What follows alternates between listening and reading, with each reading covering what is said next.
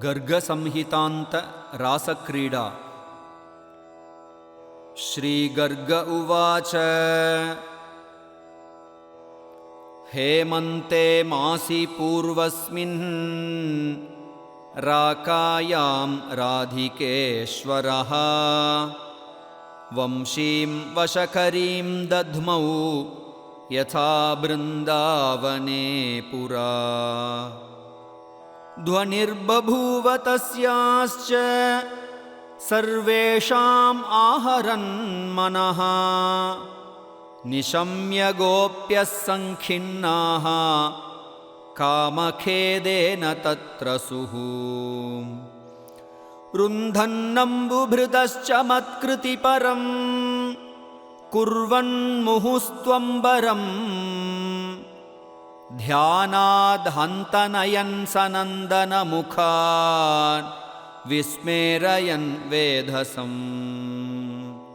औत्सुक्याद्बलिभिर्बलिं चटुलयन् भोगेन्द्रमाघूर्णयन् भिन्दन्नण्डकटाहभित्तिमभितो बभ्राम वंशी ध्वनिः। अथोदगाच्चन्द्रमास्तु चर्षणीनां शुचो मृजन् यथा प्रियाया राजेन्द्र विदेशादागतः प्रियः। तथैव यमुना राजन् तनुं दिव्यं दधारः बृन्दावनं गिरीन्द्रं च व्रजभूमिं च मानद। कृष्णा नदी जयति यत्र मणीन्द्रमुक्ता माणिक्यशुभ्रहरिता करतोलिकाभिः वैदूर्यनीलकहरिद्दरिवज्रपीत सोपानमण्डपयुताभिरतिस्फुरन्ती।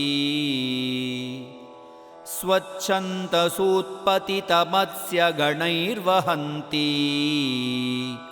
सत्यामलेन वपुषा गगनं हरन्ती। उत्तुङ्गलोललहरी कमलैर्लसन्ती कृष्णा नदी जयति कृष्णगृहे लुठन्ती। गोवर्धनं भज गिरिं शतचन्द्रयुक्तं मन्दारचन्दनलतावृतकल्पवृक्षं श्रीरासमण्डलयुतं मणिमण्डपाढ्यं कोटीरमञ्जुलनिकुञ्चकुटीरकोटिम्। बृन्दावनं च यमुनातटनीरतीर सम्पृक्तमन्दगमनैरदिगन्धवातैः तत्कम्पितं च सुरभीकृतसर्वदेशम् श्रीकण्ठकुङ्कुममृदा गरुरर्चितं तम्। जुष्टं वसन्तनवपल्लवपुष्परङ्गैः मन्दारचन्दनसुचम्पकदीपनिम्बैः आम्रातकाम्रपनसा गुरुनागरङ्गैः श्रीतालपिप्पलवटैर्नवनारिकेलैः खर्जूरश्रीफललवङ्गविराजमान मञ्जीरशालकतमालकदम्बयुक्तं सन्तानकुन्दबदरीकदलीसिताढ्यं श्रीशाल्मलीबकुलकेतकिसच्चरीशम्। सन्मोदिनी जलजबृन्दमनोहराभं वृन्दारकं वरवनं तुलसीलताढ्यं श्रीमल्लिकामृतलता मधुमाधवीभिः सम्राजितं स्मरन् नृपेन्द्र व्रजस्य मध्ये वंशीवटं च कलकण्ठविहङ्गमैश्च कृष्णातटे च पुलिनं किल बालुकाढ्यम् श्रीपाटलैर्मधुककिंशुकसत्प्रिजालैः औदुम्बरैक्रमुकद्राक्षकपित्थयुक्तम् श्रीकोविदारपि चुमन्दलतार्जुनैश्च प्लक्षैरशोकसरलैः सुरदारुभिश्च जम्बूसुवेत्रनलकुब्जकस्वर्णयूथी पुन्नागनागकुटजैः कुरभैर्वृतं च चक्राह्वसारसशुखैः सितराजहंसैः कारण्डवैश्च जलकुक्कुटकूजितं च दात्यूहकोकिलकपोतकनीलकण्ठैः नृत्यन्मयूरकलराववृतं स्मरत्वम् श्यामा चकोरकलकञ्चनसारिकाभिः पारावतैर्भ्रमरतित्तिरतित्तिरीभिः श्रीकाञ्चनी मधुलता मधुयूथिकाभिः संवेष्टितं हरिणमर्कटमर्कटीभिः श्रीपद्मरागशिखरं च निकुञ्जगेहम् श्रीकौस्तुभेन्द्रमणिराजिविराजमानम् कोटीन्दुमण्डलवितानगणैश्च हेमैः श्रीपट्टसूत्ररचितैर्मणितोरणाढ्यम् मुक्तावृतैः कनकपीतपतत्पताकैः पारावतैः सितपतत्रिभिरावृतं च मन्दारकुन्दकरवीरकयूथिकानां मालाविचित्ररचितं नवचम्पकानाम् नागेशपद्महरिचन्दनपल्लवानां श्रीमालतीकुरभकाञ्चनयूथिकानां मालाभिरावृतमनङ्गहरं गृहं तत् सद्रत्नदर्पणवृतं सितचामरैश्च सिंहासनैश्च नवपल्लवपुष्पयुक्तैः शय्यासनैः कनकविद्रुमपादबृन्दैः श्रीचन्दनागुरुजलैर्मकरन्दसङ्घैः कस्तूरिकामुदितकुङ्कुमचर्चितं तत् एजद्वसन्ततरुपल्लवमेव वातैः शीतैर्गजेन्द्रगमनैः सुरभीकृताङ्गम् एतादृशं हरिनिकुञ्जगृहं स्मरत्वम् सन्नम्रशाखतरुयुक्तमतीव पुष्पैः श्रीवेणुगीतं बहुकामवर्धनम् निशम्य सर्वाव्रजयोषितो नृपा श्रीकृष्णकान्तेन गृहीतमानसा विसृज्य कर्माणि समाययुर्वणे रुद्धायाः पथिभिराजन् कृष्णेन कृतमानसाः स्थूलं शरीरं तास्त्यक्त्वा त्वरं कृष्णान्तिकं ययुः सिंहासने हेमदुकूलसंयुते मध्ये स्थितं सुन्दरनन्दनन्दनम् श्रीसुन्दरीराधिकया समं परं गले दधानं मधुमालतीस्रजम्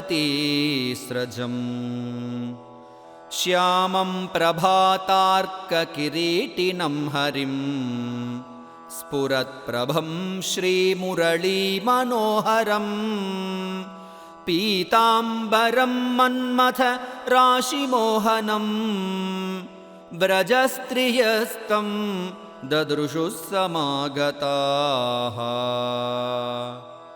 दृष्ट्वा प्रियाः प्रियतमं मत्स्यकुण्डलिनं हरिं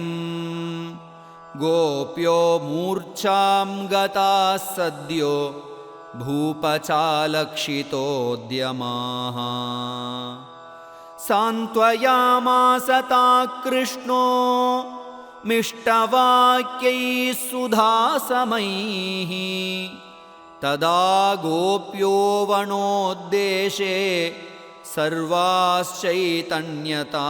गताः कृष्णं गद्गतया वाचा स्तुत्वा भीतास्त्रियो वराः त्यक्त्वा विरहजं दुःखं गोविन्दं ददृशुः प्रियम् बृन्दावने ब्राजमाने मालतीवनसङ्कुले दिव्यद्रुमलताजाले मधुपध्वनिनाधिते विचचार हरिः साक्षात् देवो मदनमोहनः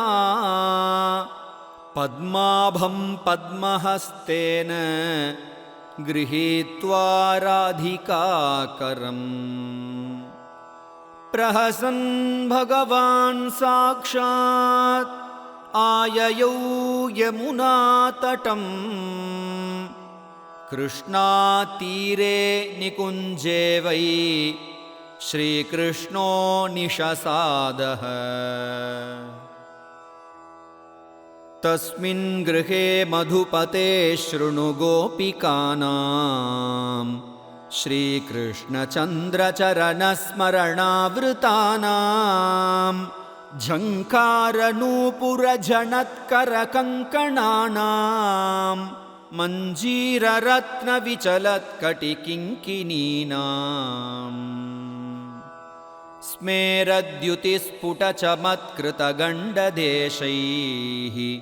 श्रीदन्तपङ्क्तिविलसत्तटितालिलेशैः कोटीरहारहरिताङ्गदभूषितानां बालार्कमण्डलविकुण्डलमण्डितानां तासां तु कापि युवती कथिता च मुग्धा मध्यापि कापि तरुणी रुचिरा प्रगल्भा काचित्तरुं विनयती मधुरं हसन्ती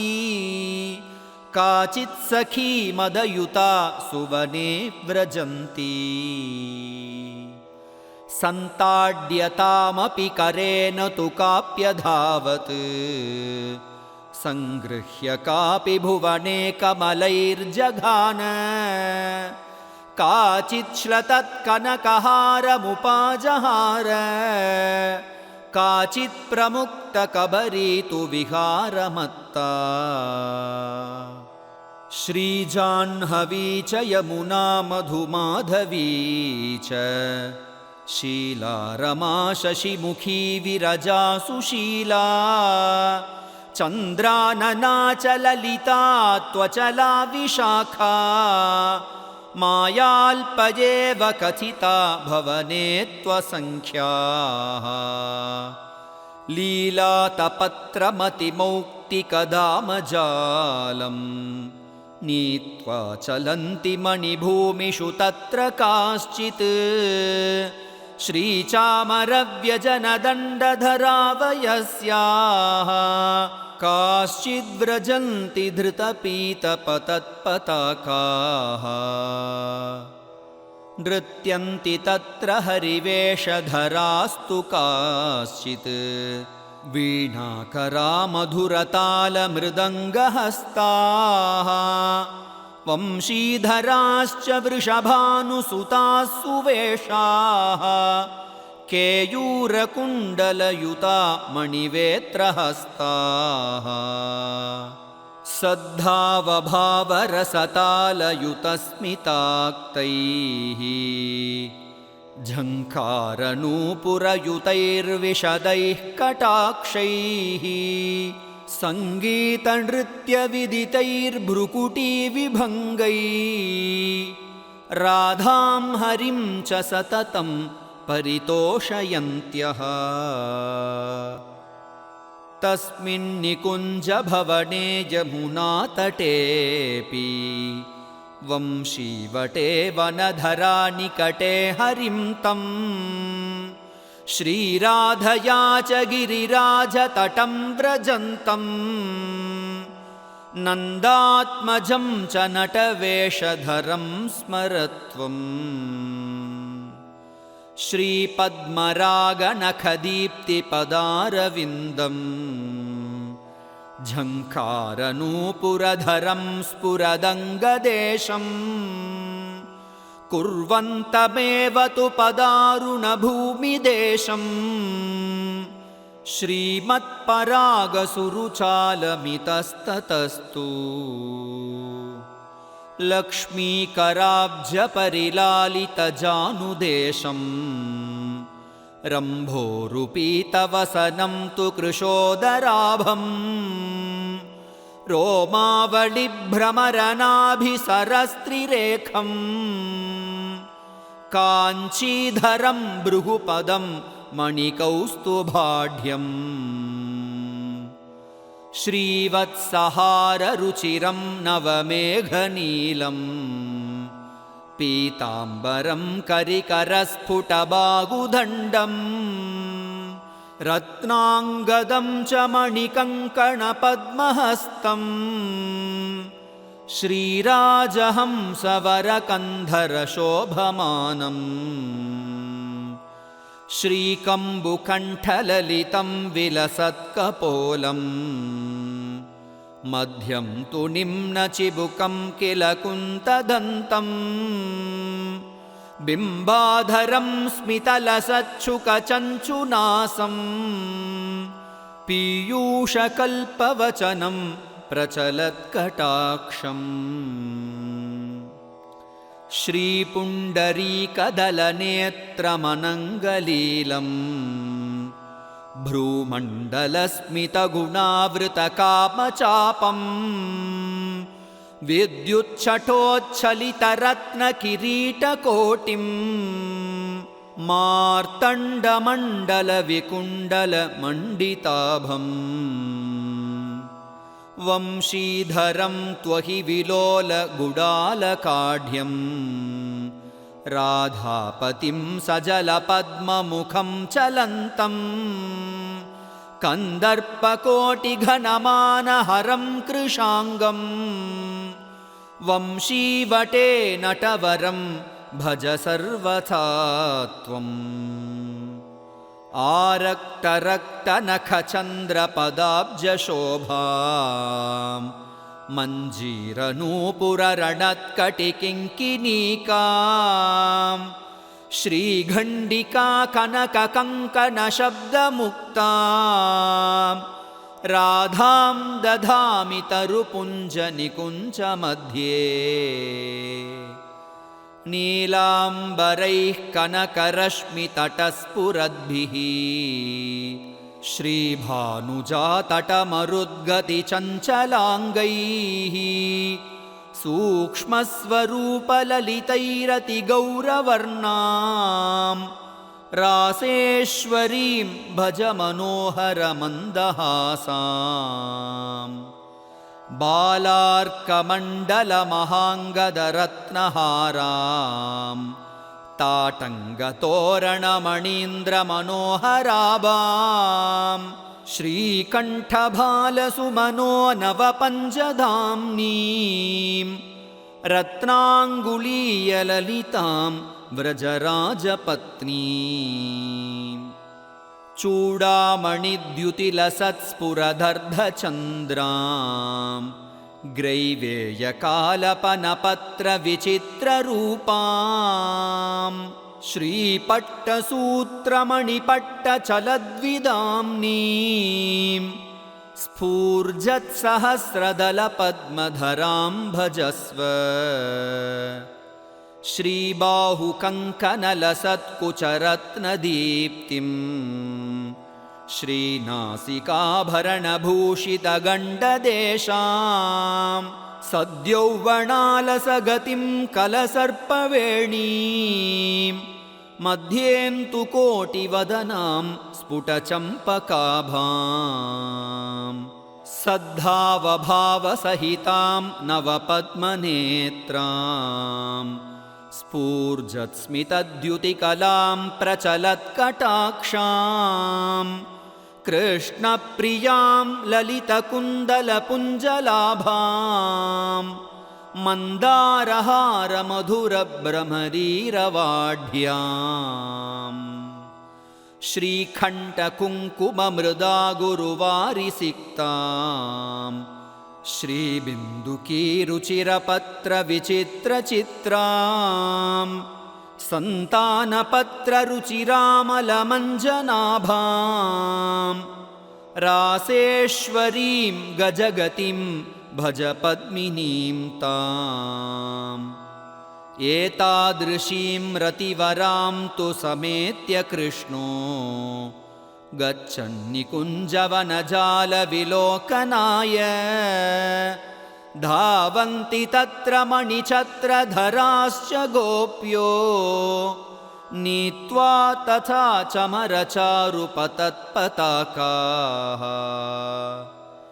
षड्रागमेव वरदैवतमध्यमाद्यैः